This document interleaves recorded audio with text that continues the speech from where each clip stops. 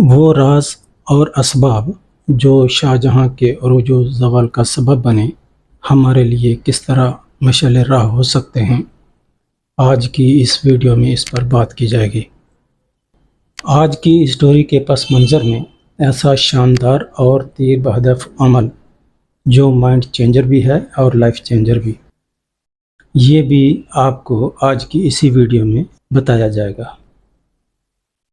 شاہ جہاں اور شاہ ایران میں کون کون سی باتیں مشترک تھیں؟ کیا دونوں نے تاریخ سے کچھ سیکھا؟ اس کا تذکرہ بھی اسی ویڈیو میں کیا جائے گا۔ بسم اللہ الرحمن الرحیم۔ السلام علیکم ورحمۃ اللہ وبرکاتہ۔ کشف ٹی وی پر آپ سب کو خوش آمدید۔ میں ہوں اکرام صدیقی۔ تاج محل مسلم بادشاہ شاہ جہاں کی تعمیر کرائی ہوئی عمارت جو فن تعمیر کا ایسا شاہکار ہے جسے دنیا مانتی ہے اور اسے دنیا کے چند بہترین اور نایاب عجائبات میں شمار کیا گیا ہے۔ تاج محل سفید سنگ مرمر کا ایک بہت بڑا مقبرہ ہے جسے 1632 اور 1648 کے درمیان آگرہ میں مغل شہنشاہ شاہ جہاں نے اپنی پسندیدہ بیوی کی یاد میں تعمیر کرایا۔ شاہی محبت کی اس کہانی میں آگے بڑھنے سے پہلے آپ سے گزارش ہے کہ چینل کشف ٹی وی کو سبسکرائب کر لیجئے، بیل آئیکن کو بھی دبا دیجئے تاکہ آپ کو آنے والی ویڈیوز بر وقت ملتی رہیں۔ یہی ایک طریقہ ہے جس سے آپ ہماری مدد اور حوصلہ افزائی کر سکتے ہیں۔ محبت کا نشان تاج محل انڈیا کے اتر پردیش کے آگرہ ضلع میں تقریباً 17 ہیکٹر پر محیط ایک وسیع مغل باغ میں دریائے یمنا کے کنارے واقع ہے۔ تقریباً 16 برسوں میں پایہ تکمیل کو پہنچنے والے اس تعمیراتی شاہکار کی خوبصورتی کا ہر لحاظ سے خیال رکھا گیا ہے۔ اس کی تعمیر کے لیے اپنے دور کے ماہر معمار، پتھر کاٹنے والے، انہیں خوبصورتی سے ترتیب دینے والے، نقش و نگار کے ماہرین، مصور، خطاط، گنبد بنانے والے اور دیگر کاریگر پوری سلطنت کے علاوہ وسطی ایشیا اور ایران سے بھی لائے گئے تھے۔ عربی رسم الخط میں متعدد تاریخی اور قرآنی نوشتوں کی موجودگی نے تاج محل کی خوبصورتی میں ایک تاریخی کردار ادا کیا ہے۔ تاج محل کی تعمیر میں 20,000 کاریگروں اور 1,000 ہاتھیوں نے حصہ لیا تھا۔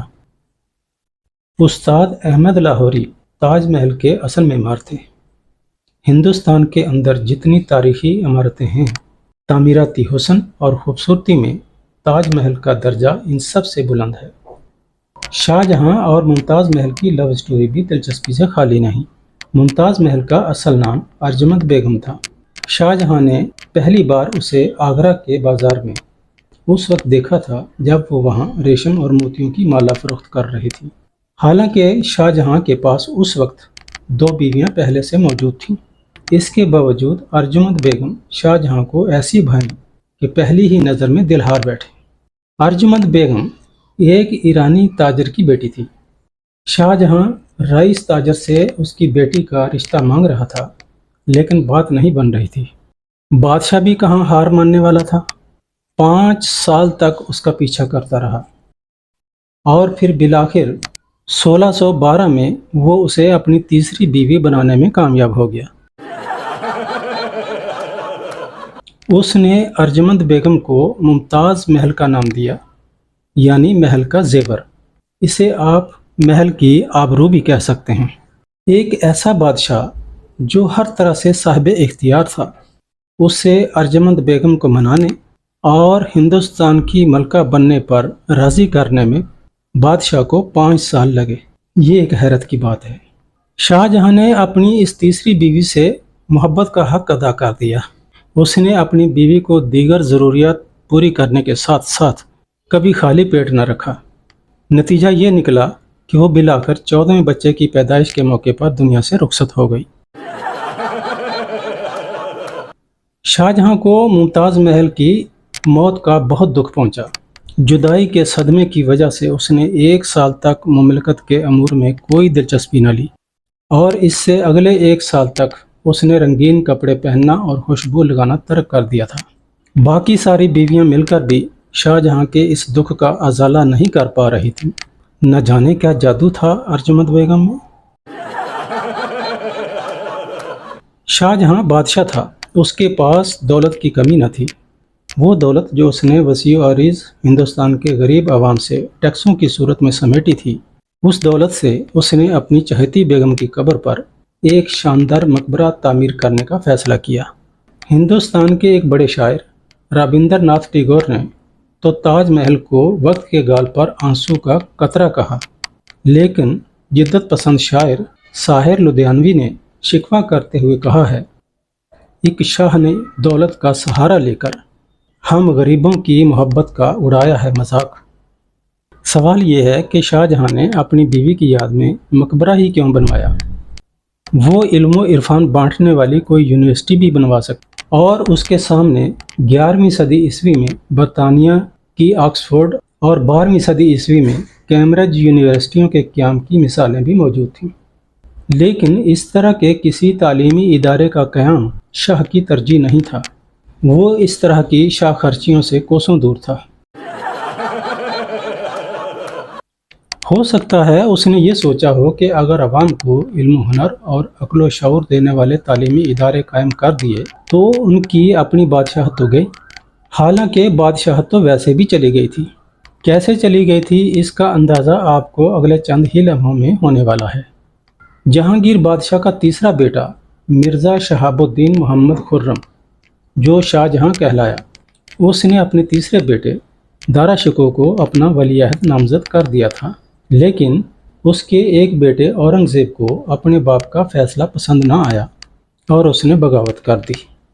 اس نے اپنے سارے بھائیوں کو قتل کر کے باپ کو آگرہ کے قلعے میں قید کر دیا، اور یہیں اسی قلعے میں اپنے قیدی باپ کے سامنے اپنی تاج پوشی فرما لی۔ یہ قلعہ شاہ جہاں نے خود بڑے شوق سے بنوایا تھا۔ اسے تعمیر کراتے وقت شاہ جہاں نے کہاں سوچا ہوگا کہ یہی قلعہ آخر میں اس کے لیے قید خانہ بنے گا اور یہیں پر اس کی آخری سانسیں پوری ہوں گی۔ شاہ جہاں نے اپنے بیٹے سے بہت کہا ہوگا کہ دیکھو، میں نے اتنا بڑا اور قیمتی تاج محل بنوایا ہے، جامع مسجد دہلی، لاہور کی شاہی مسجد، دہلی کا لال قلعہ، آگرے کا قلعہ اور لاہور کا شالمار باغ بنوایا ہے۔ بیٹے، میرے ساتھ ایسا سلوک نہ کرو۔ لیکن بیٹا، جس سے ایک بڑا درویش اور ولی اللہ کہا جاتا ہے، اس نے باپ کی ایک نہ سنی۔ اس نے آداب فرزندی بجا لاتے ہوئے باپ کو زندگی کی آخری سانس تک آزاد نہ کیا۔ ہاں، اتنا احسان ضرور کیا کہ مرنے کے بعد اس کے تعمیر کردہ تاج محل میں اسے اس کی محبوبہ بیوی کے پہلو میں دفن کر دیا۔ یہ تو پتہ نہیں کہ کس نے شہنشاہ اورنگزیب کو قرآن کریم کی کتابت کر کے اور ٹوپیاں سی کر روزی کمانے والا ولی بادشاہ مشہور کر دیا تھا۔ البتہ مرحوم ابن انشا نے اورنگزیب کی بزرگی اور دینداری پر ایک جملہ کہا ہے، اورنگزیب نے نہ کوئی نماز چھوڑی اور نہ کوئی بھائی چھوڑا۔ انسان جو کچھ بھی اچھا یا برا کر رہا ہوتا ہے وہ کہیں نہ کہیں نوٹ ہو رہا ہوتا ہے۔ شاہ جہاں سمیت بر صغیر کے دیگر بادشاہ بھی جو کچھ کر رہے تھے وہ کہیں نہ کہیں نوٹ ہو رہا تھا۔ باہر کی دنیا دیکھ رہی تھی کہ بظاہر غریب ملک نظر آنے والے ہندوستان کے بادشاہ کتنے امیر اور شاہ خرچ ہیں، یہ عمارتوں پر اور اپنی شاہی پر کس قدر بے دریغ دولت لٹاتے ہیں، لیکن عوام جن پر یہ حکمران ہیں ان کی حالت دیگر گوں ہے۔ انہیں معیاری تعلیم اور ڈھنگ کا رہن سہن کچھ بھی میسر نہیں ہے۔ پھر وہی ہوا جو قدرت کا نظام ہے، آدمی چھوٹا ہو یا بڑا، اس کے وسائل کم ہوں یا زیادہ، اسے کم از کم ایک موقع اور اختیار ضرور ملتا ہے کہ وہ اپنے آنے والے دنوں کے لیے اچھا یا برا فیصلہ کر سکے۔ ان بادشاہوں کو بھی وہ موقع ملا، لیکن افسوس یہ اپنے مستقبل کے لیے کوئی قابل فخر فیصلے نہ کر سکے۔ انگریز سارے معاملات کو اسٹڈی کرتے رہے۔ پھر وہ وقت بھی آیا جب انگریز نے پورے ہندوستان پر قبضہ کر لیا۔ جن وسائل، جن خزانوں پر بادشاہوں کا راج تھا وہ انگریز کے قبضے میں چلے گئے۔ ان بادشاہوں کی وہ اولادیں جو کبھی اپنے شہزادے شہزادیاں ہونے پر گردن اکڑا اکڑا کر اور ایڑیاں اٹھا اٹھا کر چلتے تھے، فخر کرتے تھے، ایسا وقت بھی آیا کہ وہ منہ چھپاتے پھرتے تھے۔ وہ چھپ چھپ کر زندگی گزارنے پر مجبور ہو گئے تھے۔ کچھ کو تو بھیس بدل کر گلیوں بازاروں میں بھیک مانگنی پڑی اور کچھ گمنامی و قسم پرسی کی حالت میں دنیا چھوڑ گئے۔ شاہ ایران رضا شاہ پہلوی کے ساتھ بھی یہی کچھ ہوا تھا۔ اس نے 12 اکتوبر 1971 کو اپنے 2500 سالہ شاہی دور کے تسلسل کا جشن منانے کا اعلان کیا۔ یہ 2500 سالہ شاہی تسلسل پتہ نہیں اس نے کہاں سے نکالا، حالانکہ اس کے باپ کی ایران پر حکومت 1941 میں قائم ہوئی تھی، لیکن اس نے اپنی بادشاہت کا تسلسل سائرس اعظم کے 550 سال قبل مسیح کے دور سے جوڑا تھا۔ اس جشن کی تقریبات کی تیاریاں 1 سال پہلے ہی شروع کر دی گئی تھیں۔ ان تقریبات کے انعقاد کے لیے خاص طور پر ایک خیمہ سٹی آباد کیا گیا تھا۔ ان خیموں کے لیے خاص قسم کا کپڑا تیار کرایا گیا تھا جو 550 قبل مسیح کے دور کا تاثر دیتا تھا۔ باہر کے ممالک سے قیمتی درخت اور پودے لا کر اس ریگستان میں لگائے گئے تاکہ جنگل میں منگل کا سماں پیدا کیا جا سکے۔ ان انتظامات کو سر انجام دینے کے لیے ایک اسپیشل فورس تیار کی گئی تھی، جن کی یونیفارم بھی اسکندر اعظم کے سپاہیوں کی یونیفارم سے مشابہ بنائی گئی تھی۔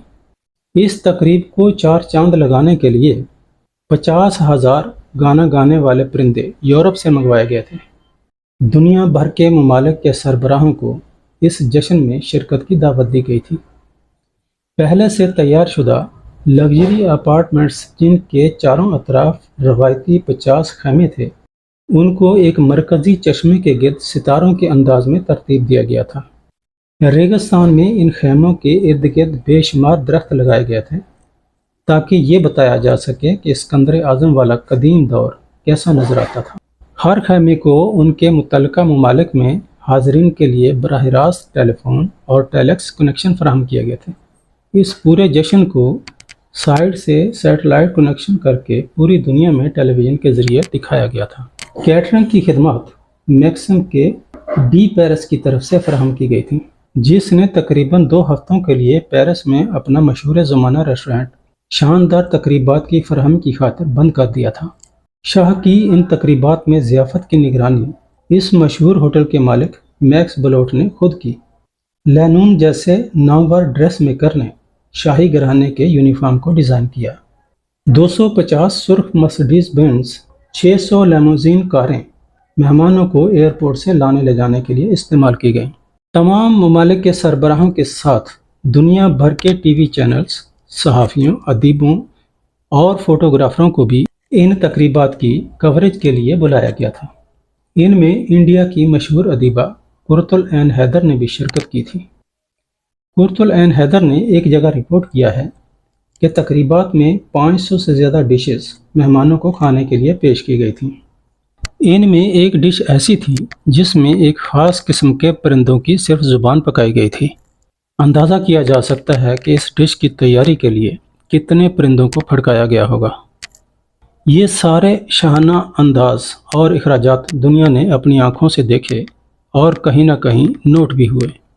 دنیا نے دیکھا کہ شاہ ایران کے پاس اس قدر دولت ہے جو بے دریغ لٹائی جا رہی تھی، لیکن اس کے مقابلے میں ملک اور عوام کی حالت کسی طرح سے میچ نہیں ہو رہی تھی۔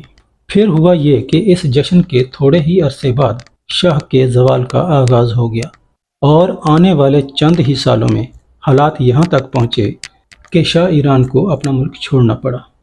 وہ ملک جس پر اس کی دانست میں بادشاہت پچھلے 2500 سال سے چلی آ رہی تھی۔ وہ سارے ممالک جنہوں نے شاہ کے شاہی جشن اور شاہی تقریبات کو انجوائے کیا تھا، ان میں سے کوئی بھی شاہ ایران کو پناہ دینے کے لیے تیار نہیں تھا۔ بالآخر غریب الوطنی ہی میں وہ اس دنیا سے رخصت ہو گیا۔ اس کے آخری دنوں کی تصویر حسرت و بے بسی کی مظہر تھی، جو اپنی زبان سے کہہ رہی تھی کہ کوئی مجھے بادشاہ بننے کی دعا نہ دے۔ معلوم ہوا کہ دنیا و آخرت کی کامیابی کے لیے سب سے بڑا عمل خلق خدا کو فائدہ پہنچانا ہے اور اس کے لیے آسانیاں فراہم کرنا ہے۔ اللہ تعالیٰ نے جو بار بار قرآن پاک میں فرمایا ہے کہ اے دیکھنے والوں عبرت پکڑو، نصیحت حاصل کرو، آج کی ساری بات کا حاصل یہی ہے۔ ویڈیو اچھی لگی ہو تو پلیز چینل کشف ٹی وی کو سبسکرائب کر لیجئے اسے اپنے دوستوں اور عزیزوں میں بھی شیئر کیجیے کہ بھلائی کی بات کو دوسروں تک پہنچانا بھی نیکی ہے۔ خلق خدا کے لیے آسانیاں پیدا کیجیے، اللہ کریم آپ کو قدم قدم پر آسانیاں عطا فرمائیں گے۔